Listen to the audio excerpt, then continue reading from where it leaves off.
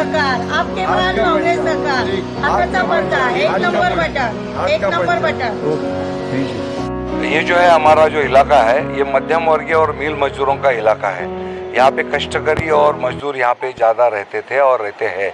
यहाँ का जो माहौल है, यहाँ का जो एरिया है, यहाँ पे जो पुरानी चालें है, पुरानी जो बस्ती है जहाँ पे लोग रहते हैं, बहुत कंजेस्टेड है। उनका रहन जो है वो इतने यानी उनके हालात बहुत ख़राब है, वो हम सुधारना चाहते हैं। यहाँ की जो बड़ी प्रॉब्लम है वो पानी की समस्या है। मेरे को शर्म आ रही है बताने में आपको, क्योंकि मैं यहाँ का कार्यकर्ता हूँ। मैं आपको ये बताना चाहता हूँ, बम्बई नगरी जो भारत देश की आर्थिक राजधानी कहलाई जाती है, ये बम्बई नगरी में आदमी को पानी के लिए तरसना पड़ता है, पानी के लिए मेरी माँ बहनों को रुकना पड़ता है। आप हमारे जो जितने भी मोहल्ले हैं, आप घर घर जाके देखिए, मेरी माँ, मेरी बहन, मेरी जो हमारी जितने भी औरतें हैं, उनको पानी के लिए ना बर्तन भर भर के रखना पड़ता है। ये इतनी बड़ी समस्या बम्बई में, इसको आज तक किसी ने सबने नज़रअंदाज किया है। उसको हम पहला सवाल करना चाहते हैं। पानी हमारा हक है। ये बम्बई में गांव खेड़े में समझ सकते हैं, वहाँ पे पानी की मुसीबत है, मुश्किल है। बम्बई में ऐसी कौन सी मुश्किल है? बम्बई में आप जो शासन प्रशासन जिसके अंडर था, सालों से राज कर रहे हो, तो आप नॉर्मल पाइपलाइन चेंज नहीं करे। सालों से जितने भी चाली बैठी चाली है और जितने भी घर है, उनमें आप जाके देखो, आपको पता चलेगा घर घर में 60 साल 50 साल पुरानी चालियाँ है, उनका पाइपलाइन चेंज नहीं किया। और पाइपलाइन चेंज नहीं किया, उसके वजह से जो प्रेशर कम आ रहा है और पानी का प्रेशर कम होने से वजह से हमारी माँ बहनों को ना रुक के ना 2-2 3-3 घंटा पानी का इंतज़ार करना पड़ता है। ये उसके साथ और यहाँ पे जो मिल मजदूर है, मैंने खुद ये एरिया में मफतलाल मिल जो है हमारे इधर में, वहाँ पे गवर्नमेंट ऑफ इंडिया ने उनको BIFR ने ऑर्डर दिया था 2000 में कि तेरे को रीडेवलपमेंट करना है।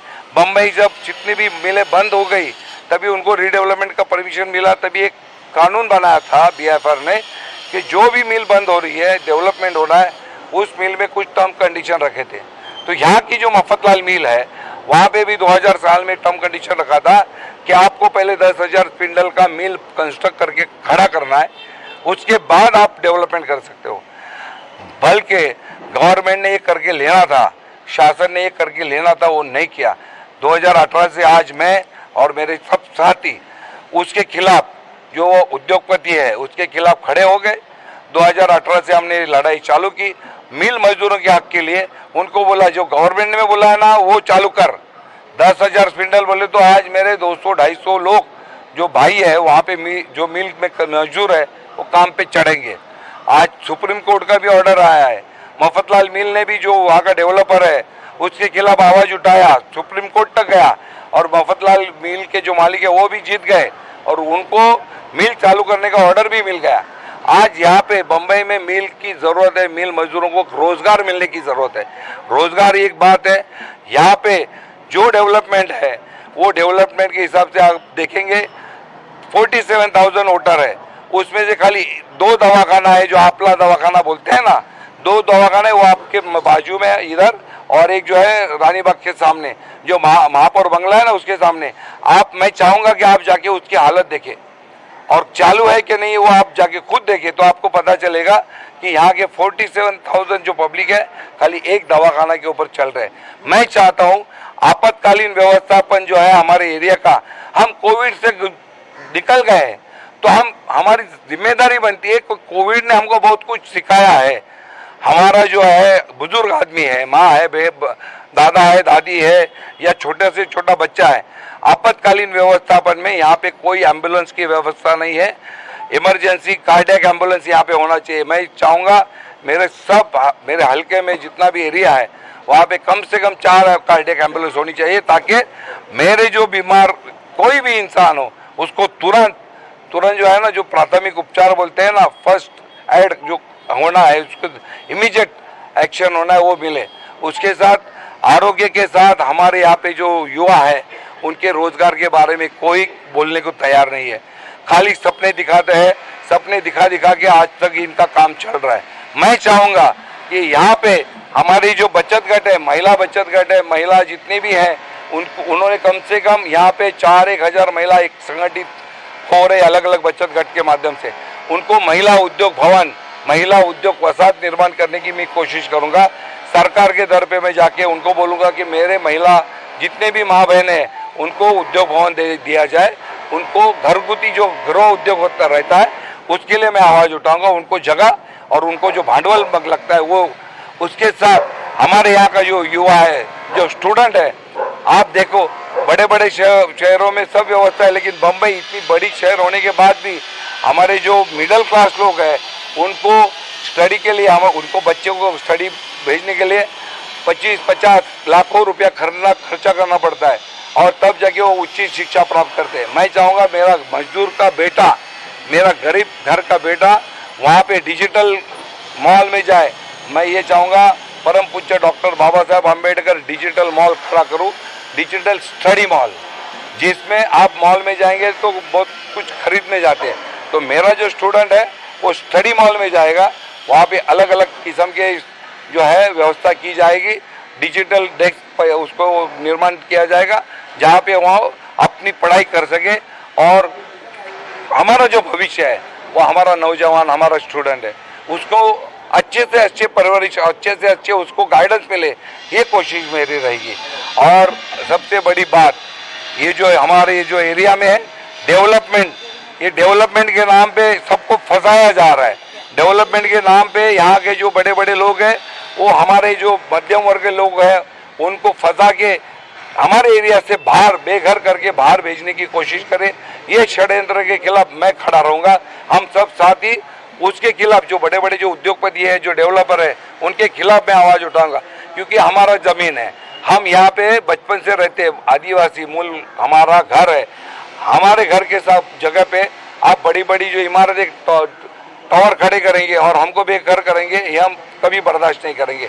इसके साथ यहाँ का जो डेवलपमेंट के बारे में जो है ना गुमराह किया जा रहा है लोगों को, उसके खिलाफ भी हम आवाज़ उठाएंगे। आपका क्या कहना है, आपका क्या कहना है इसके ऊपर? जो क्या असलियत ये है, मुंबई महानगरपालिका का चुनाव आता है और जो चुन के जाते हैं, इसके पहले यहाँ से गए हुए हैं, उनका करने का काम की पद्धत जो है वो यहाँ के जो नागरिक है उनको पसंद नहीं है, क्योंकि इस हल्के के अंदर, इस एरिया के अंदर 208 के अंदर बहुत से म्यूनसिपलिटी स्कूल है, उनके जाके स्कूल के बच्चों की तुम संख्या देखोगे तो बहुत कम होती जा रही है। वो क्यों होती जा रही है? तो स्कूल में क्यों नहीं भेजा जाए? क्योंकि उसकी हालत इतनी बेकार है। उनके शौचालय देखो, स्कूल के अंदर जाके शौचालय की हालत बेकार है। उसके बाद में यहाँ पे बहुत सारी म्यूनसिपलिटी दवाखाने, जैसे इन्होंने बताया, उनके अंदर कुछ दवा रहती है, आधी दवा नहीं रहती है।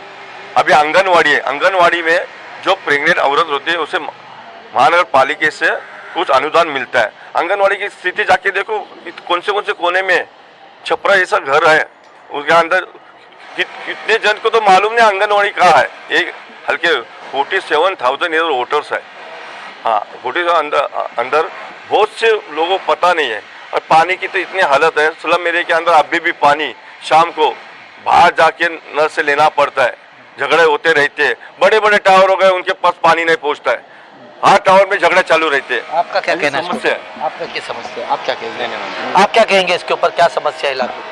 तो इलाकों की जो समस्याएं हैं उनके लिए हमारे सम्माननीय सतीश शिवाजी खांडगे, इनको सारे लोग चुनकर देवे, क्योंकि इनका जन्म ही इसी विभाग में हुआ है। इनके जो विजन है, इनका जो दृष्टिकोण है, और सारे समाज के उत्थान के लिए इन्होंने जो प्रयास किए हैं, भले चाहे वो मंदिर हो, शिक्षा हो, आरोग्य हो, इस जैसी बुनियादी सुविधाएं हैं वो चाहते हैं। जैसे कि अभी उन्होंने कहा, ये मफतलाल मिल है, ये कारोबार कष्टकरी और कम पिछड़े जाति के लोगों का ये इलाका था, इसके उत्थान के लिए। और जैसे ही आपने बताया कि ये पलायन नहीं है, लोगों को यहाँ से भगाया जा रहा है, तो मूल निवासियों को इसी जगह पे अच्छी तरह से सारी सुविधाएं युक्त घर मिले, उनके लिए रोजगार रहे, इसके लिए ऐसे युवा और जो समर्थ नेतृत्व है, सुशिक्षित है और स्वच्छ चारित्र के हैं, उनको चुन के देना हम लोगों का फर्ज है। और मेरा आपके माध्यम से हमारे प्रभाग 208 के सारे लोगों को 47-48 हज़ार ये मतदाताओं को मेरा यह विनम्र आह्वान है कि आप इस युवा नेतृत्व को चुनकर दीजिए और 5 सालों में आपके विभाग के विकास की गारंटी मैं देता हूँ।